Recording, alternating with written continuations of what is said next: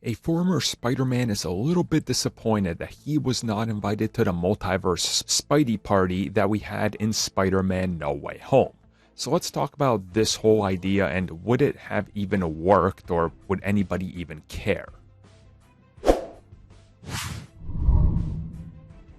Many of you know that we already had live-action versions of Spider-Man. One, there was the Japanese version where he had a mech. The other one, there was a CBS TV version that also saw another Spider-Man in live-action, although it was, different. It didn't use any of these signature characters or anything besides Peter Parker, really. And we already had some people talk about those, and specifically if it would have been possible to even bring in either of those. More than likely, the original TV United States version. But now we hear from Scott Leva. And you're probably asking who that is. Well, Leva was Peter Parker in a live-action photo shoot for The Amazing Spider-Man issue 262.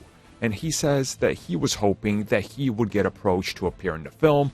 Unfortunately, obviously, that didn't happen. Now, I've seen some people say, hey, they could have made a nod or a reference to it. Some people say, no, it's pointless. Why would you do that?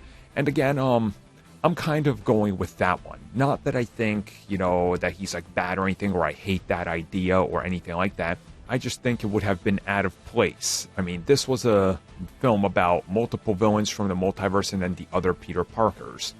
Again, this is such an obscure reference and callback that it would have been more distraction in terms of what it offers to the movie than anything else. And it's just one of those things that, in the comics, you can easily pull it off. You could draw him and be like, hey, I was on the cover, I played it. Like, you could incorporate that. You could probably do it in the Spider-Verse films, but in live action, it's a completely different beast and ballpark and how you approach it. And I just don't think this would have worked. Now, realistically, let's say if they did it, what do you say? Oh, he's the cover model for Peter Parker from the comics, because in this specific one universe, he exists as a comic book, so he pulled him from the real universe that this film is playing in.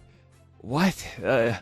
Talk about removing the stakes of everything, right? So just, I don't know, story-wise, it just seems a little out of place to me, and it doesn't belong. Maybe that's just me. I know some people might feel different. You can let me know down below, but in the end, I get what he's saying. It kind of would have been cool, but I don't think you could have honestly fitted into the story narrative.